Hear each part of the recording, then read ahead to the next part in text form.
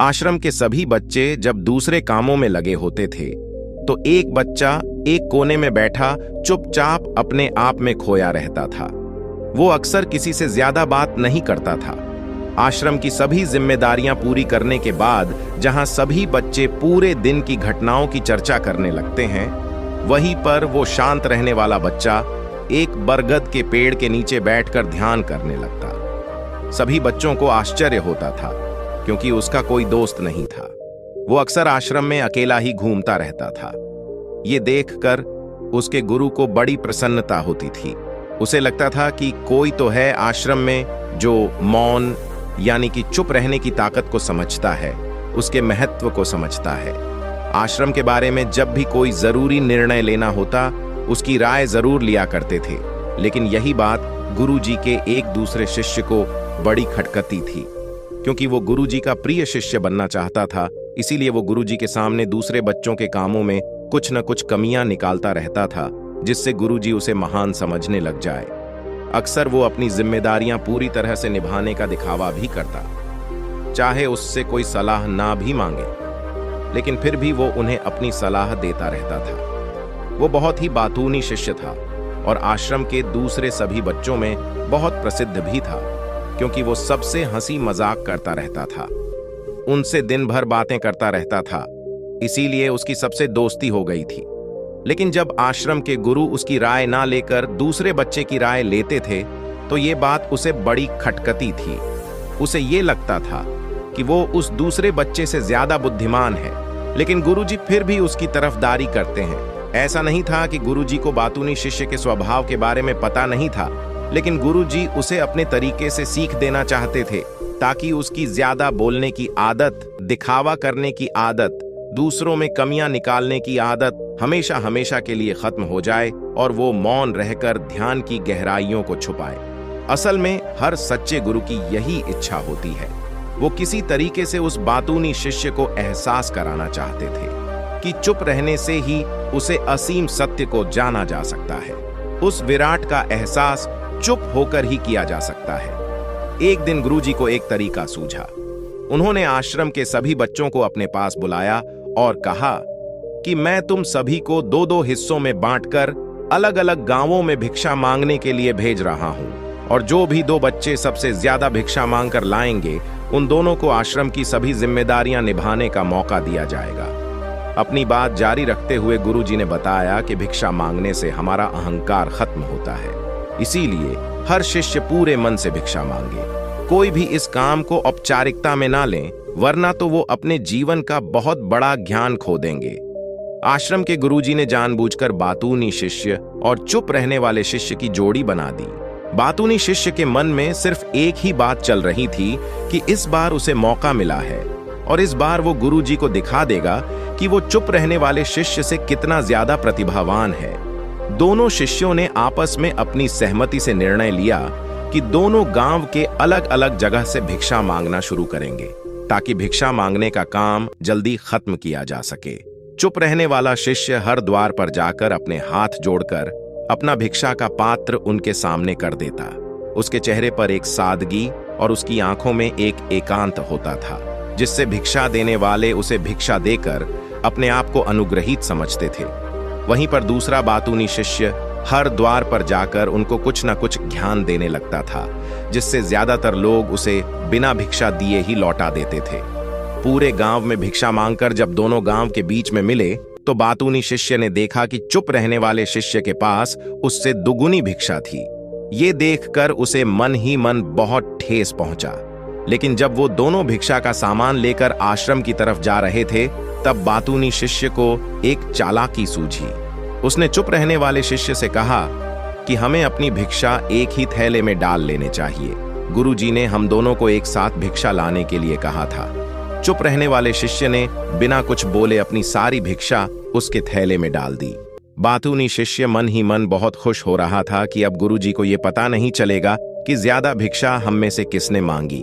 उसे लग रहा था कि गुरुजी मुझे इससे कम प्रतिभावान समझेंगे, इसीलिए उसने ये तरकीब लगाई। सभी शिष्यों के आने के बाद संध्या के समय जब सभी की भिक्षा तो ली गई, तो इन दोनों शिष्यों की भिक्षा सबसे ज्यादा निकली।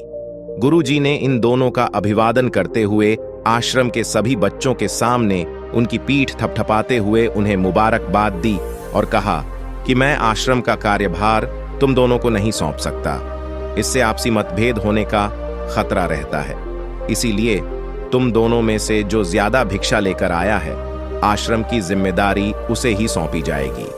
जब उन्होंने उनसे पूछा कि तुम में से ज्यादा भिक्षा कौन मांगकर लाया था, तो बातूनी शिष्य ने कहा कि गुरुजी, मैं इससे दुगनी भिक्षा मांगकर लाया था, लेकिन मुझसे गलती हो गई कि मैंने वो दोनों भिक्षा एक ही थैले में डाल ली। मुझे नहीं पता था कि आप ऐसा निर्णय लेने वाले हैं, वरना तो मैं अपनी शिक्षा का थैला अलग ही रखता। इस पर गुरुजी ने चुप रहने वाली शिष्य से पूछा कि क्या तुम इसके बाद से सहमत हो? क्या तुम इससे कम भिक्षा लेकर आए थे? यह सुनकर चुप रहने वाले शिष्य ने कहा कि गुरुजी, मेरे पास ऐसा कोई साधन नहीं है जिससे मैं ये साबित कर पाऊं कि मैं इससे ज्यादा भिक्षा लेकर आया था। असल में ये उल्टा बोल रहा है, दुगनी भिक्षा में लेकर आया था, ये मुझसे आधी भिक्षा लेकर आया था और इसी ने ही मुझसे भिक्षा एक थैले में डालने की बात कही थी।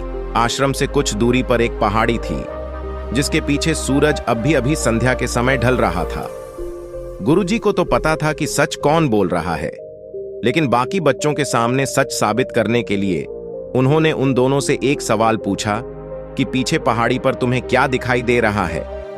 यह सुनकर वाचाल शिष्य झट से बोल पड़ा कि गुरुजी, पहाड़ी के पीछे सूरज अपना रंग बिखेर रहा है। आसमान में लालिमा छाई हुई है। यह बहुत ही सुंदर दृश्य है।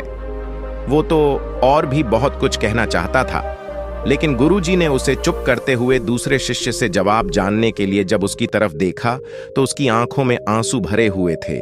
श्रद्धा, भक्ति और प्रेम से उसकी आंखें भर आई थी। गुरुजी को उससे पूछने की जरूरत ही नहीं पड़ी। गुरुजी ने सभी बच्चों को संबोधित करते हुए कहा कि मैंने सवाल किया था कि पहाड़ी के पीछे तुम्हें क्या दिखाई दे रहा है।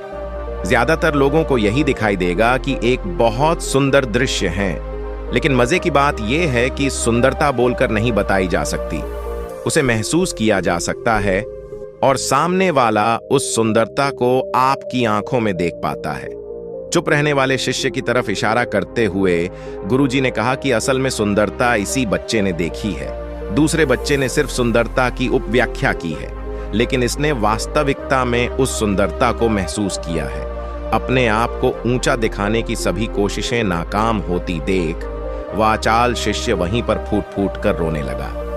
उसको चुप कराते हुए गुरुजी ने कहा कि बेटा, मुझे पहले से पता था कि तुम झूठ बोल रहे हो, लेकिन मैं तुम्हें उस झूठ का एहसास कराना चाहता था। सभी बच्चों को संबोधित करते हुए गुरुजी ने बताया कि शब्द जाल की तरह होते हैं। हमारे ज्यादा बोलने की वजह से बहुत सारी समस्याएं पैदा होती हैं। जब कोई आदमी एक बात को बढ़ा चढ़ाकर बोल देता है तो उसे सिद्ध करने के लिए वो शब्दों के जाल में फंसता चला जाता है और इसी वजह से अंतर्मुखी होने की बजाय वो बहिर्मुखी होता चला जाता है।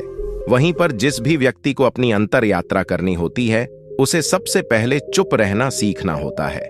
जरूरत से ज्यादा बोलना या फिर हर वक्त बोलते ही रहना, ये सब हमारी अंतर यात्रा में बाधा बन जाती है। जब आप चुप रहने का अभ्यास करते हैं तो आप अपने साथ वक्त बिताने लगते हैं, जिससे कि आप अपने एकांत को जान पाते हैं। और एक बार अगर मन में एकांत स्थापित हो जाए तो आपकी आंखों में, आपके चेहरे पर वो सादगी, वो एकांत, वो स्पष्टता की झलक, सब कुछ सामने नजर आने लगता है। कुछ साबित करने को नहीं रह जाता, कुछ बताने को नहीं रह जाता, सब कुछ आंखों में देखा जा सकता है। चुप रहने वाले शिष्य की तरफ इशारा करते हुए गुरुजी ने कहा कि अभी जो दृश्य है इस बच्चे ने देखा, वो ज्यादा बोलने वाला आदमी कभी नहीं देख पाएगा। वो अपनी बुद्धि से तर्क वितर्क करता रहेगा कि उसे क्या क्या दिखाई दे रहा है, लेकिन उसमें से वो महसूस कुछ भी नहीं कर पाएगा। अगर चुप रहने की कला सीखनी है तो तुम्हें सबसे पहले एक बात ध्यान रखनी होगी कि तुम्हें किसी को भी प्रभावित करने की कोशिश नहीं करनी है। ज्यादातर लोग इसी वजह से ज्यादा बोलते हैं, क्योंकि वो दूसरों को प्रभावित करना चाहते हैं, अपने आप को साबित करना चाहते हैं, और उस साबित करने के चक्कर में वो शब्दों के जाल में फंसते चले जाते हैं और धीरे धीरे वहीं उनकी आदत बन जाती है। अगर कोई व्यक्ति दूसरों को प्रभावित करना चाहता है तो वो कितने लोगों को प्रभावित कर पाएगा? उसकी ये भूख बढ़ती जाएगी और वहीं संसार में सभी को कभी भी प्रभावित नहीं कर पाएगा। इसलिए यह समझने की बात होती है कि बहिर्मुखी होने की बजाय हम अंतर्मुखी होकर अपने आप को समझ सकते हैं। अपनी बातों को खत्म करते हुए गुरुजी ने अपना आखिरी संदेश दिया। उन्होंने बताया कि अगर कोई व्यक्ति ज्यादा समय तक चुप नहीं रह सकता तो उसे थोड़े समय से अभ्यास करना चाहिए। निश्चित संकल्प लेकर किसी व्रत की भांति दिन में कुछ समय या फिर हफ्ते में कुछ समय या फिर एक दिन चुप रहने का अभ्यास जरूर किया जाना चाहिए। इससे हमारी चुप रहने की आदत धीरे धीरे खुद ब खुद पनपने लगती है, क्योंकि एक बार जब हम चुप रहने लगते हैं तो हमें चुप रहने का आनंद पता चल जाता है। उसके बाद हमें प्रयास नहीं करना पड़ता, बल्कि हमारा मन आनंद की तरफ अपने आप बढ़ता चला जाता है।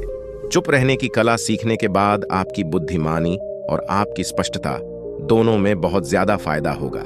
वास्तविकता में जिसे दर्शन कहते हैं वो मौन रहकर ही किया जा सकता है। इसके बाद सभी बच्चों से कुछ समय चुप रहने का संकल्प लेकर गुरुजी ने अपनी बात खत्म कर दी और सभी बच्चे रात्रि का भोजन करने के लिए एक साथ भोजन कक्ष में पहुंच गए। एक बार गौतम बुद्ध के शिष्यों में एक बहुत ही बोलने वाला शिष्य था।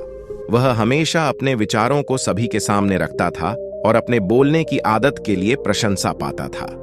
एक दिन बुद्ध ने एक अंतर्निहित प्रश्न पूछा, क्या तुम्हें वह जगह पता है जहां शब्दों की जरूरत नहीं होती?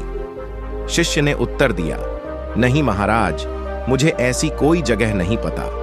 फिर बुद्ध ने उसे एक बोतल में पानी भरकर उसके ऊपर एक टोपी रखकर कहा, जब तुम इसे भरोगे बिना जोर जोर से बोले, तब जब तक जोर जोर से आवाज नहीं आएगी तब तक यह पानी नहीं निकलेगा।